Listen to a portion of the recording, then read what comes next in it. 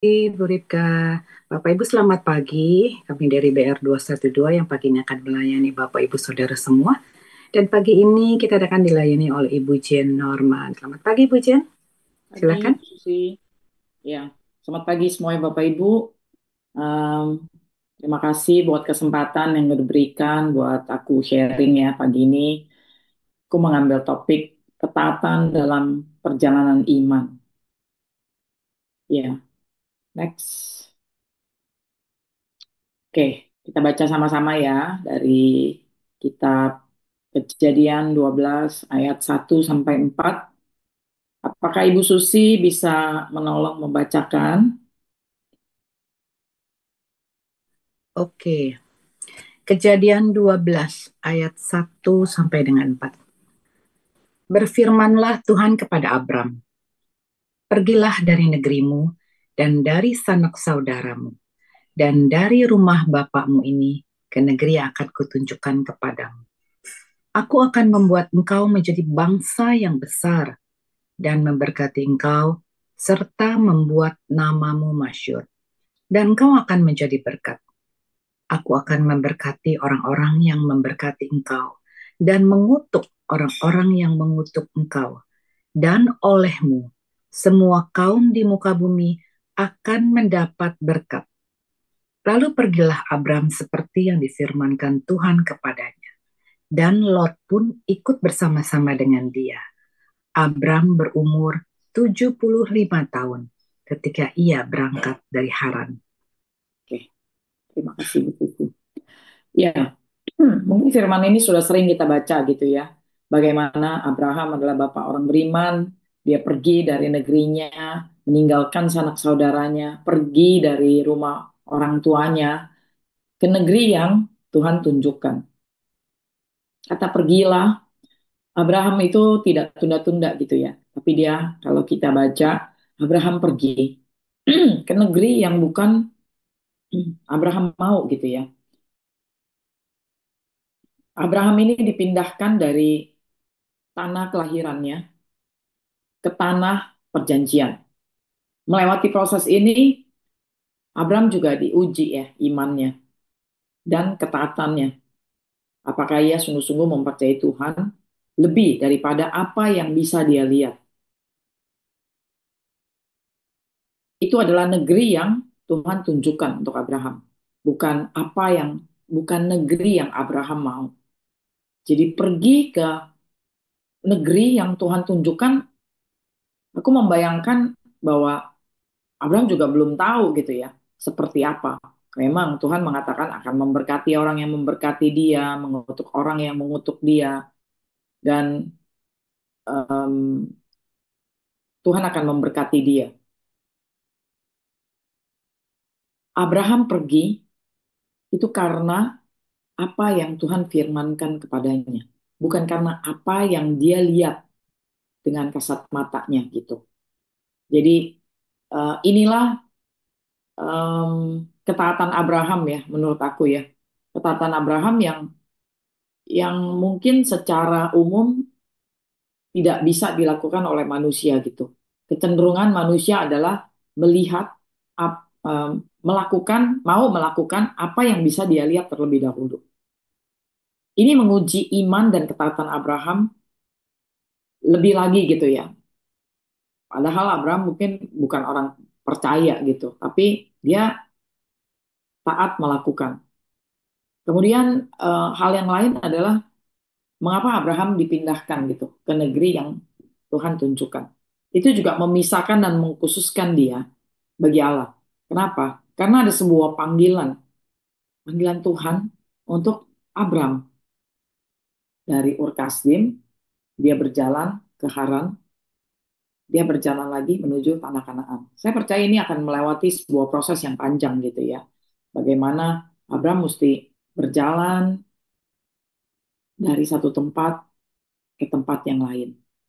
Enak ya kalau misalnya dari satu tempat Tuhan langsung suruh ke tanah perjanjian gitu.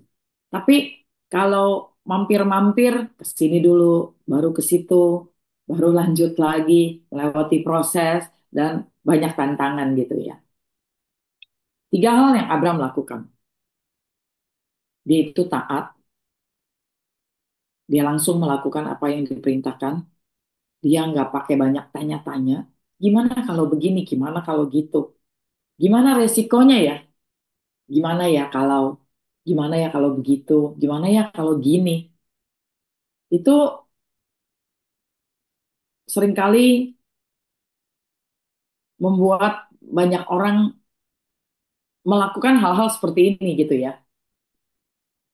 Terutama bagaimana resikonya. Bagaimana kalau yang begini? Bagaimana hal-hal buruk terjadi? Tapi Abraham itu taat saja dan lakukan. Hal yang kedua, Abraham fokus pada apa yang Tuhan perintahkan. Ya. Apa yang Tuhan perintahkan? Pergi. Ya udah, dia pergi aja gitu. Ya. Yang kedua, Abraham fokus pada apa yang Tuhan perintahkan. Yang ketiga itu, Abraham itu berhenti dan bertanya pada Tuhan. Kalau dilihat em, bagaimana Abraham itu berhenti dan bertanya pada Tuhan, bisa dilihat di Kejadian 12 ayat 7 yang bunyinya, ketika itu Tuhan menampakkan diri kepada Abram dan berfirman, Aku akan memberikan negeri ini kepada keturunanmu, maka didirikannya di situ mezbah bagi Tuhan yang telah menampakkan diri kepadanya. Di Kejadian 13 ayat 4, ke tempat mezbah yang dibuatnya dahulu di sana, disitulah Abram memanggil nama Tuhan. Ya, jadi bagaimana Abram itu eh, setelah berjalan dari Ur Kasdim ke Haran, kemudian dia juga sempat ber apa eh, membangun ya, membangun mesbah di situ ya, disebutkan di sini ya, membangun mesbah bagi Tuhan ya yang telah menampakkan diri kepadanya. Ya, dia membangun membangun mesbah gitu ya. Dia berhenti, dia bertanya, walaupun dia sudah mendengar gitu. Tuhan memerintahkan dia ke tempat yang aku tunjukin. Abraham jalan dulu, kemudian dia berhenti, dia bertanya lagi sama Tuhan. Tuhan, em, apakah ini gitu ya? Saya harus ngapain? Ini terjemahan bebas aku ya, gitu ya.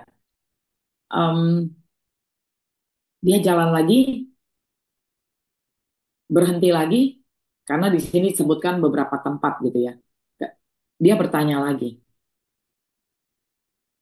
Abraham, walaupun dia sudah mendengar, dia masih terus meminta pimpinan Tuhan ya.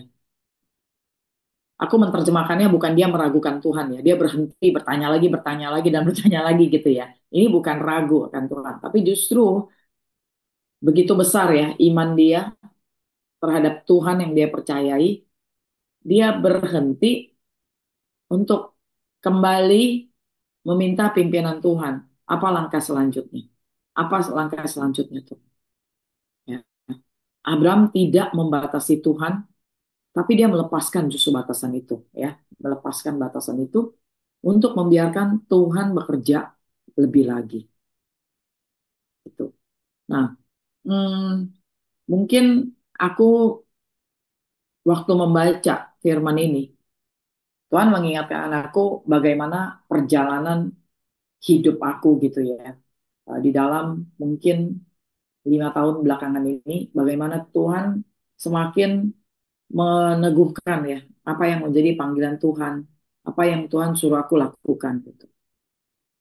Jadi betapa kagetnya juga 2 hari yang lalu itu aku mulai membuka-buka lagi catatanku gitu. Jadi di tahun 2021 em, masih pandemi ya itu ya. Aku merenungkan banyak hal ya.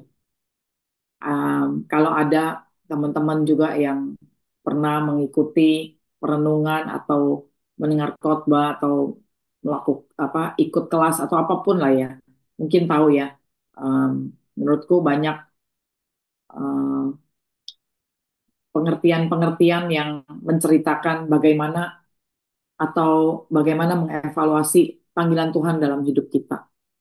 Ya, Em, tahun 2021 itu aku mulai banyak merenungkan ya. Apa sih yang mau dikerjakan? Kemudian apa sih yang Tuhan mau suruh aku lakukan? Jadi tahun 2021 itulah aku mulai mengevaluasi gitu ya. Hal apa yang aku evaluasi dan hal apa yang aku renungkan. Aku mulai lihat, aku punya pengalaman apa sih dari kecil gitu ya. Aku punya pengalaman apa sih. Kemudian hal-hal apa sih yang membuat aku itu begitu semangat, begitu bergairah melakukan sesuatu. Dan waktu ada tantangan, aku nggak tidak menjadi mundur gitu ya. Tapi membuat aku semakin semangat. Kemudian aku mulai memikirkan, kira-kira domain aku di mana ya? Waktu itu aku ingat ada dua domain gitu ya, orang tua dan anak. Karena aku banyak pelayanan di area itu gitu ya, orang tua dan anak. Setelah aku doakan, bertanya sama Tuhan, ternyata domain aku anak-anak. Tapi memang bagaimana menjangkau anak-anak itu juga punya kesempatan menjangkau orang tuanya. Bahkan waktu aku tuliskan hal-hal ini, waktu aku renungkan, itu memang eh, aku mulai menuliskan gitu ya, statement gitu. Statement tentang bagaimana memuridkan anak-anak yang takut akan Tuhan dan menjangkau orang tuanya. Apakah waktu itu sudah ada eh, bentuknya gitu ya? Oh, akan seperti ini, akan seperti itu gitu. Enggak. Tapi aku juga menuliskan gitu ya. Aku mau punya learning center yang ada counseling centernya. Bagaimana mewujudkannya? Aku juga nggak tahu. Ini aku mulai aja setia dengan apa yang aku lakukan. Aku ingat waktu itu pandemi ya. Jadi belum banyak anak yang eh, datang untuk tatap muka. Tapi aku belajar untuk menuliskan. Apa sih yang Tuhan mau gitu ya lewat perenungan-perenungan itu. Aku mulai tulis. Tapi apakah faktanya aku melihat dengan mata fisikku bahwa itu sudah terjadi gitu? Enggak ya. Mungkin kalau orang dunia akan bilang bermimpi gitu ya. Bermimpi, ada orang dunia yang bilang buat dream book dan sebagainya. Aku nggak pernah ya buat dream book gitu ya. Tapi eh, tiba-tiba kepikir mungkin kita sering dengar ya. Kalau ada yang sering ikut motivator-motivator atau apapun ya, pelatihan-pelatihan dunia gitu mungkin sering ya dengar, ayo buat dream book gitu ya. Nah, aku belajar merenungkan dan bertanya sama Tuhan. Aku mulai tulis, tapi memang betul gitu ya. Eh, aku lupa kayaknya masa pandemi juga ya. Sebelum sebelum tahun 2021 atau atau pas 2021 aku lupa. Ada seorang hamba Tuhan di Koram Bio ini juga gitu ya. Dia tidak kenal aku, dia juga tidak melihat muka kita. Dia hanya membaca nama sepertinya waktu itu gitu ya. Hamba Tuhan di Australia. Kemudian dia hanya memilih orang-orang yang dia mau doakan. Dan kebetulan waktu itu aku didoakan gitu ya. Dia doakan, dia nggak kenal aku, dia juga nggak tanya apa pergumulan aku, apapun dia nggak tanya, dia langsung doakan aku. Cuma melihat nama aku. Dan betapa kagetnya gitu ya, apa yang dia sampaikan gitu. Bahwa ada satu statement juga, dia katakan, eh, orang akan melihat siapa Tuhan yang kamu sembah, dan apa yang terjadi dalam hidupmu, itu bisa juga terjadi dalam hidupku. Salah satunya itu ya yang dia katakan. Jadi banyak hal gitu. Dia memberikan juga ayat yang perlu aku baca gitu ya. Ya, dan aku coba renungkan gitu ya. Tapi juga belum terjadi apa-apa juga gitu. Tapi itu sebuah eh, momen ya, di mana menjadi eh, peristiwa penting lah ya buat aku gitu. Perjalanan bagaimana melakukan apa yang Tuhan suruh gitu. Kemudian ada lagi orang-orang yang juga mendukung aku, yang terus mendorong aku untuk ayo keluar gitu ya. Keluar dari rumahmu gitu. Nah, jadi aku juga mungkin beberapa kali aku pernah bersaksi ya di sini bahwa Tuhan suruh aku keluar gitu dari rumah. Jadi aku mengajar di rumah, itu udah nyaman sekali. Ya, aku nggak mau gitu keluar dari rumah karena enak sekali ngajar di rumah. Tapi banyak orang yang mendorong aku, buat aku enggak lah, buat apa gitu ya. Aku nggak melihat kalau Tuhan sedang me, apa ya, stretch out gitu ya, menarik, menarik ya, stretch out, menarik untuk aku memperbesar ya, memperbesar lagi kapasitas aku dan uh, jangkauan yang lebih luas lagi. Aku nggak melihat itu. Tapi aku maunya ya nyaman aja gitu. Pada akhirnya aku percaya banyak orang yang mendoakan aku dan juga ada orang-orang yang mendorong aku sampai akhirnya pikir ya udah aku mulai bergerak ya di tahun 2025. Ya, tahun 2025 eh, aku mulai mungkin bukan 2025 persis, persis ya, mungkin 2025 2024 akhir ya. Aku mulai eh, berkeliling ya, berkeliling setiap minggu itu berkeliling sama suamiku berkeliling, lihat dari ruko satu ke ruko lain ya. Cari mulai dari ruko yang sepertinya ini dari Tuhan dan sepertinya harganya cocok dan cara Tuhan memberitahu aku sepertinya tepat. Tapi ternyata nggak tepat gitu ya. Ada beberapa ruko yang aku lihat, wah ya rukonya cocok nih, aku mau mau sewa satu lantai aja gitu sesuai dengan budget gitu ya. Terus tapi ternyata aku lihat, wah ini berbahaya tangganya. Akhirnya aku harga cocok tapi tempatnya nggak cocok. Terus lihat lagi, wah pokoknya semua banyakan mahal-mahal dan di luar budget. Dan nggak tahu lokasinya di mana ya gitu. Tapi aku mulai lakukan. Ya aku belajar bagaimana mengerjakan panggilan Tuhan itu juga mulai harus bergerak. Mulai harus mengambil langkah-langkah. Walaupun langkah-langkah itu mungkin adalah sebuah langkah-langkah yang sepertinya mustahil gitu ya. Akhirnya em, satu hari waktu aku mau berangkat ke gereja, melewati deretan ruko, eh, ada suara gitu ya di hati aku. Kamu nggak coba ke daerah ini gitu. Terus aku ngomong sama suamiku gitu. Kita boleh loh lihat-lihat di sini ruko ini kita keliling-keliling gitu. Eh, di daerah situ juga ruko-rukonya yang menghadap jalan itu keren-keren gitu ya. Wah, pokoknya bimbel-bimbel besar gitu. Terus restoran-restorannya juga ya harga-harganya menengah nyaris agak sedikit ke atas gitu ya. Tapi ya udah aku coba aja gitu masuk kelilingin ya ruko itu. Ternyata di lorong itu ada beberapa ruko yang mau disewakan. Aku mulai masukin satu persatu ya barang sama suamiku gitu. Ada yang bersih, ada yang oke lah gitu ya. Tapi tentunya itu harus harus direnov dan sebagainya. Aku mulai menghitung gitu ya. Wah, ini kalau direnov butuh berapa dan sebagainya. Dan aku lihat ada satu ruko itu ini menurut cara kacamata aku ya sebagai manusia ya. Karena aku bergerak di bidang pendidikan, pasti enaknya itu adalah mencari ruko yang bekas eh, bergerak di bidang pendidikan juga. Jadi udah ada sekat-sekat kelasnya.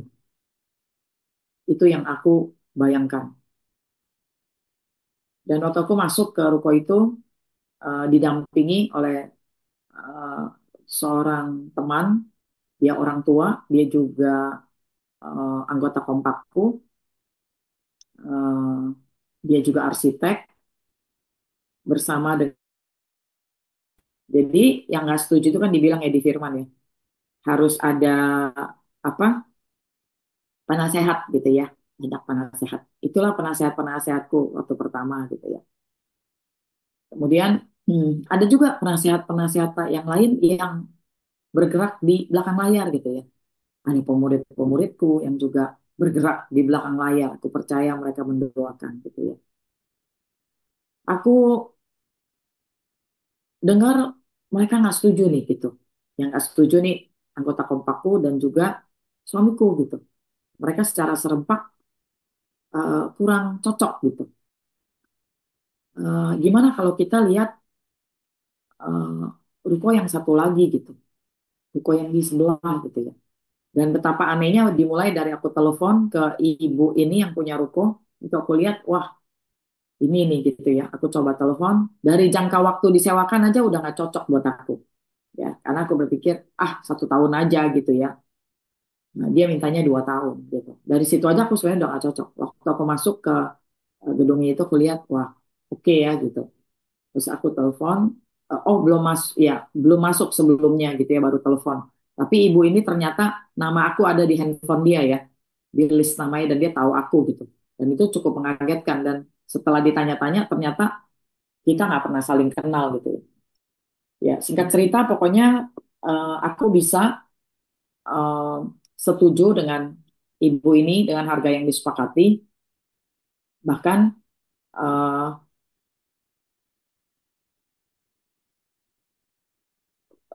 ruko itu sebenarnya harus direnov ya, harus direnov sedikit. Walaupun dia habis renov, tapi aku mau pasangin sekat karena mau buat ruangan gitu ya, ruangan kantor gitu. Dan wak- waktu mau cari siapa yang akan mengerjakan, itu juga aku bingung gitu ya.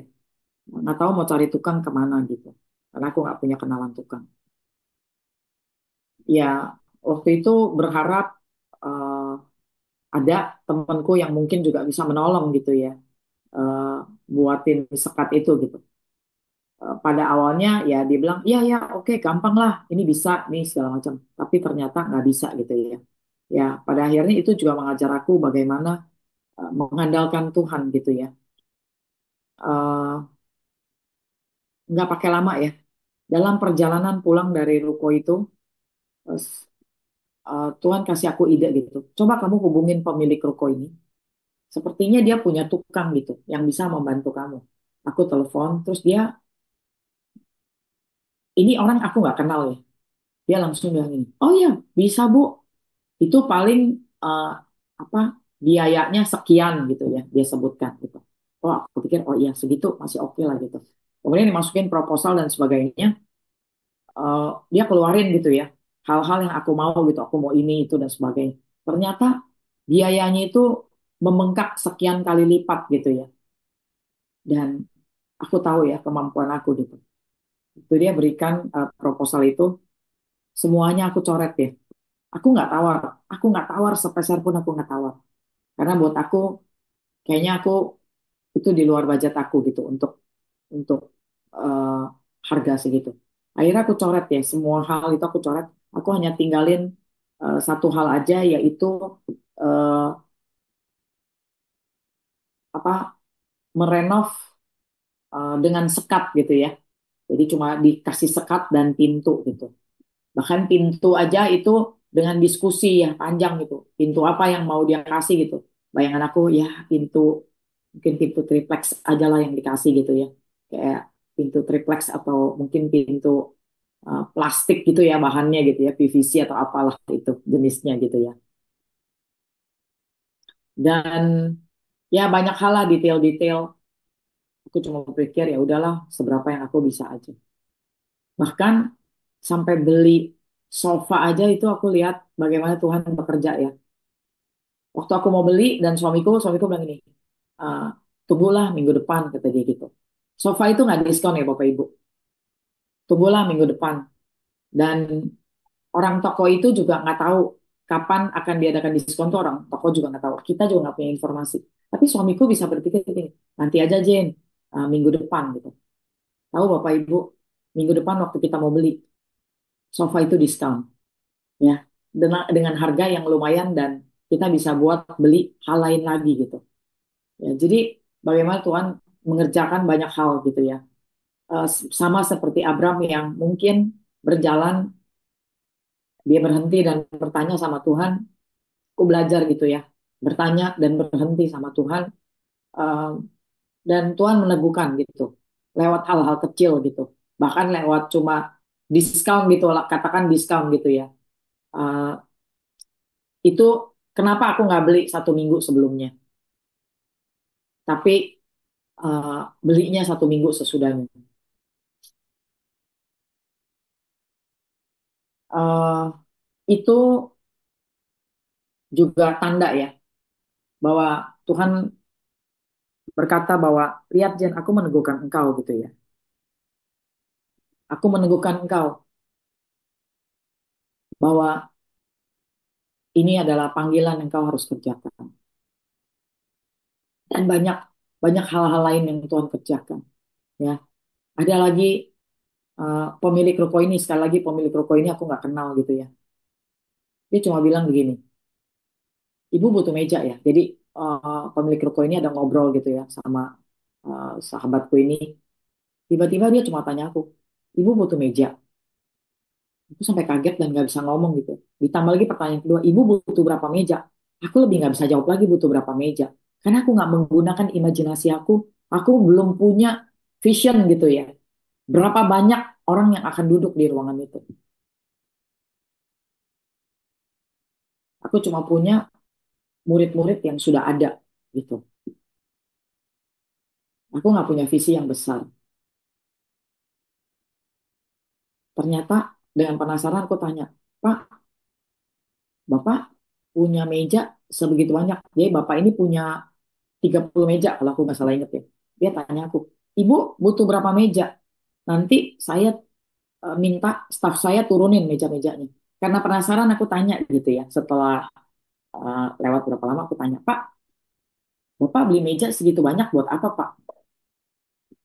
Betapa anehnya ternyata meja yang dia dapat itu adalah meja dari penyewa salon penyewa ruko yang sebelumnya gitu ya. Jadi ada orang yang mau menyewa rukonya, kemudian udah turunin meja-meja, tapi udah kasih DP juga, tapi nggak jadi sewa gitu. Kemudian meja-meja itu dikasihin sama pemilik ruko itu. Dan pemilik ruko ini nggak tahu meja ini mau diapain. Akhirnya sama dia disimpan di gudang. Aku nggak tahu itu berapa lama sebelum aku sewa. Aku nggak tahu. Tapi meja-meja itu sama dia disimpan di gudang. Ya, jadi akhirnya meja-meja itu dia pinjemin sama aku gitu ya. Dia nggak bilang pinjem atau kasih, pokoknya dia cuma bilang, ibu pakai aja. Dia cuma bilang begitu. Pokoknya buat aku ya udah, aku pokoknya punya meja. Ya udah punya meja. Dan banyak hal ya, Bapak Ibu yang aku nggak bisa ceritain satu persatu. Bagaimana Tuhan menyediakan satu persatu ya. Hal-hal kecil Tuhan sediain. Bahkan sampai keset kaki, payung. Itu ada orang-orang yang pikirin, Jen ini udah mau musim hujan. Mungkin anak-anak butuh payung. Aku nggak menilai itu dengan berapa harga sebuah payung. Aku nggak menilai berapa harga sebuah keset, Bapak Ibu ya. Tapi aku melihat bagaimana Tuhan meneguhkan aku. Maaf ya Bapak Ibu ya. Bagaimana Tuhan meneguhkan aku lewat setiap kejadian yang kecil.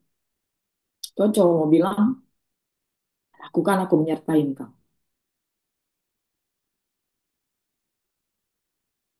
Bahkan sampai hari ini, eh, aku masih terus ya bertanya minta pimpinan Tuhan. Dan sampai hari ini, Tuhan masih melakukan banyak hal. Tuhan masih melakukan banyak hal untuk meneguhkan aku, gitu ya. Aku belajar, eh, hari-hari ini juga aku lagi baca ya, sebuah buku dari bukunya Andrew Wommack. Kalau ada yang tahu, Don't Limit God. Ada hal-hal yang membuat aku membatasi Tuhan. Yang pertama adalah kepercayaan yang salah. Kepercayaan yang salah membuat aku sulit untuk melangkah. Tapi aku bersyukur aku mau memulai dengan sebuah langkah yang kecil. Memulai dengan setiap minggu aku berkeliling mencari ruko. Ya, banyak teman-teman di Koramdio ini juga meneguhkan aku gitu ya. Um, Mungkin paling sedikit ada 4 atau 5 orang ya, teman-teman co-host yang meneguhkan aku, yang aku nggak perlu sebut namanya, dan itu sesuatu buat aku. Bahkan minggu lalu masih ada seorang co-host yang mendoakan aku gitu ya, yang aku juga ada di dalam uh, keluh kesah aku sama Tuhan gitu. Sampai minggu lalu masih ada. Bahkan co-host ini mau aku WA ya, tapi aku lupa ya karena sibuk sampai sore sampai malam gitu, Mas, lupa. Nggak sampai malam, sore itu co-host ini WA aku gitu, Bu Jen tolong diuji. Wah, Tuhan ingetin aku, oke. Akhirnya aku ini ya, akhirnya aku WA dan telepon gitu ya. Masih Tuhan masih bekerja gitu. Hal yang membatasi kepercayaan yang salah, aku bersyukur aku nggak berpikir, eh, aduh males banget ya, eh, males banget ya, eh, harus keluar rumah dan pagi-pagi nyetir macet setiap hari kayak gitu gitu ya. Karena aku dulu pernah jadi guru di sebuah sekolah gitu ya. Bayangin lagi jalan ke daerah sana gitu kan ya. Nah, ini kepercayaan salah yang membuat aku itu eh, membatasi bagaimana Tuhan memanggil aku melewati apa yang aku bisa lakukan. Justru di dalam kelemahan aku, di dalam kekurangan aku, itu yang membuat Tuhan bisa bekerja lebih besar daripada apa yang aku bisa lakukan.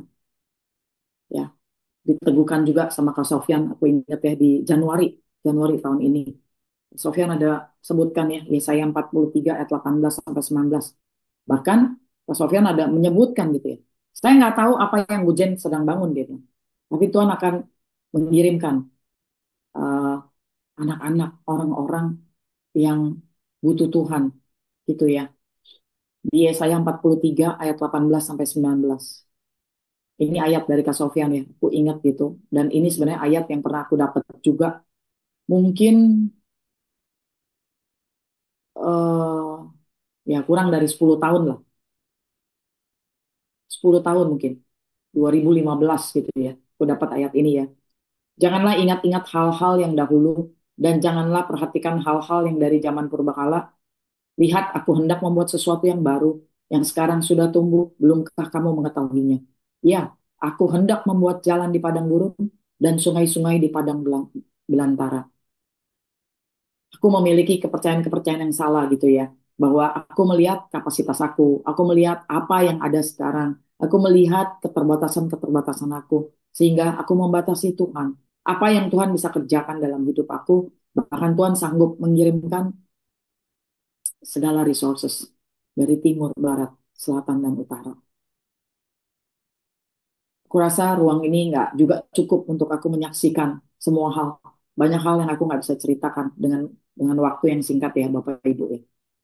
Hal yang kedua itu adalah distraksi ya, distraksi apa ya bahasa Indonesia ya, distraction ya, distraksi eh, pemikiran-pemikiran ataupun eh, cara pandang gitu ya. Kebisingan-kebisingan di sekitar aku, mungkin apa kata kebanyakan orang, apa kata pengalaman-pengalaman orang, ya, apa kata dunia pada umumnya gitu ya. Maafkan ini ayatnya bukan ayat 10 ya, tetapi ayat 11. Sama seperti Abraham dia berhenti dan bertanya.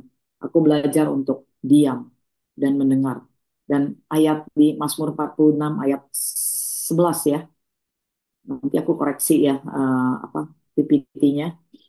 Diamlah dan ketahuilah bahwa akulah Tuhan. Jadi aku belajar mendengar akulah Tuhan. Hal yang ketiga yaitu takut akan resiko dan perubahan. Nah, ini kencang sekali ya buat aku gitu ya. Aku membatasi ke Tuhan ketika aku takut untuk melangkah keluar, ya, afraid to step out, ya, takut untuk melangkah keluar, melakukan sesuatu yang sebenarnya aku takut gagal. Ya. Kalau aku renungin lagi, sebenarnya di bukunya ada beberapa hal ya, ada 6 kalau nggak salah ya, hal yang membatasi Tuhan. Ada lagi yang seperti takut akan sukses, kemudian eh, imajinasi, ya, kebanyakan kita itu membatasi Tuhan sebenarnya dengan imajinasi-imajinasi kita gitu ya. Tapi aku bahas hanya 3 aja ya. Kali ini takut akan resiko dan perubahan. Aku tuh nggak mau berubah. Aku tuh nyaman untuk ya diam aja gitu. Diam aja di rumah tuh jauh lebih nyaman. Melakukan hal-hal yang udah biasa aku lakukan. Aku juga nggak mau ambil resiko. Gimana Tuhan kalau misalnya uh, itu nggak lebih baik daripada apa yang aku lakukan sekarang? Gimana Tuhan? Aku tuh nggak tahu gimana caranya mempromosikan ini gitu. Gimana Tuhan? Dan gimana Tuhan gitu ya, banyak sekali gitu pertanyaan-pertanyaan aku. Tapi aku bersyukur aku mau melangkah dan pastinya Tuhan terus meneguhkan aku sampai aku berani melangkah keluar ya sampai hari ini gitu. Terakhir, em, akhir September kemarin aku coba buat budgeting ya. Budgeting itu anggaran ya Bapak Ibu ya. Jadi aku belajar untuk buat anggaran, aku mulai hitung gitu ya. Berapa uang masuk dengan bahasa sederhana ya Bapak Ibu ya. Nggak pakai kata budgeting lah ya. Aku rasa semua orang yang eh, berbisnis gitu pasti lakukan ini. Berapa uang masuk dan berapa uang keluar. Itu sederhananya Bapak Ibu. Aku punya eh, ilmu keuangan gitu ya. Dengan background aku gitu. Aku mulai tulis gitu. Aku mulai tulis dan eh, itu nggak masuk hitungan gitu ya. Dan aku mulai lihat, wah ini nih tinggal 2 bulan lagi. Ya, tahulah Tuhan kira-kira ruginya seberapa atau keuntungannya seberapa, kira-kira uang masuk berapa gitu. Dengan pengalaman-pengalaman aku di masa lalu di tahun-tahun sebelumnya. Tapi ketika aku menghitung itu, udah ya, aku cerita sama suamiku. Akhirnya aku beraktivitas setelah itu. Tapi siang itu ya Bapak Ibu, ada orang, eh, jadi aku ada konseling hari itu, hari Sabtu.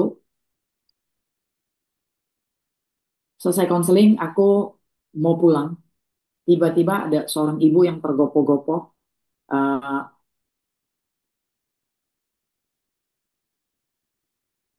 Sebentar ya Bapak Ibu ya. Ya, jadi ada seorang ibu yang tergopoh-gopoh gitu ya, yang terburu-buru gitu. Eh, aku turun lagi dari mobil, kebetulan ada barang yang ketinggalan. Begitu aku turun, ibu itu amprokan sama aku. Singkat cerita dia cuma tanya gitu. Em, Dia mau tanya-tanya gitu. Dia mau masukin anaknya ke tempat aku gitu ya. eh Waktu aku tanya, ibu, ibu rumahnya di mana? Rumahnya di Jelambar. Aku posisinya di Gading Serpong gitu ya. Jadi kalau dari Jelambar ke tempat aku mungkin ya, kalau kondisi normal lewat tol gitu, mungkin pagi waktunya cocok, nggak macet gitu ya. Mungkin bisa 45 menit. Tapi kalau misalnya macet, mungkin bisa 1,5 jam ya. Gitu. Dan buat aku itu agak agak nggak masuk akal gitu ya. Singkat cerita, eh, aku tanya sama ibunya gini, Bu, ibu yakin Bu rumah ibu di situ dan hari ini ibu mau ke sini, ibu mau masukin anak ibu ke sini. Dia bilang, saya mencari sekolah yang ada visi, dia bilang. Ya pasti ada jalan, dia bilang. Dia cuma bilang pasti ada jalan. Buat aku jawaban seperti itu cukup gitu ya. Ya udah. Singkat cerita memang ibu ini mau memasukkan anaknya. Dan cara Tuhan membawa ibu ini ke tempat aku itu juga dengan cara yang agak masuk akal ya menurut aku. Aku cuma tanya, ibu, ibu tahu aku dari mana? Oh, saya baru aja menghadiri open house di sebuah sekolah, ya. Jadi ternyata dia ketemu orang tua murid aku yang anaknya akan keluar ya dari tempat aku bulan depan, bulan ini nih, anak itu udah keluar ya dari tempat aku. Mereka sama-sama menghadiri sebuah open house di sebuah sekolah yang menurut aku kalau dia menghadiri sebuah open house di sebuah sekolah harusnya kan mereka sedang membicarakan sekolah ini gitu ya. Tapi anehnya orang tua murid ini merefer ibu ini ke tempat aku gitu. Jadi buat aku agak nggak masuk akal ya gitu, nggak masuk akal gitu. Jadi Tuhan terus bekerja ya lewat caranya gitu. Nah, sok taunya aku tentang waktu aku buat anggaran gitu ya. Oh, tinggal 2 bulan lagi kira-kira aku tahulah seperti apa. Dan ternyata nggak ada ya Bapak Ibu orang tua yang masukkan anaknya di bulan Oktober gitu. Rasanya agak agak jarang ya sekolah-sekolah umum pada umumnya itu nggak ada yang terima murid bulan Oktober gitu. Tapi ini terjadi gitu ya. Dan waktu ibu ini ngomong seperti itu buat aku cuma, Jen, aku bisa melakukan lebih daripada apa yang kamu pikirkan. Ya. Jadi aku masih terus belajar. Hal-hal apa aja sih yang membuat aku membatasi Tuhan? Atau aku justru melepaskan batasan itu. Biar Tuhan menerobos masuk dalam batasan-batasan itu. Ya, itu mungkin sharing aku pagi ini. Terima kasih. Aku kembalikan kepada co-host. Oke, terima kasih Bu Jen. Pagi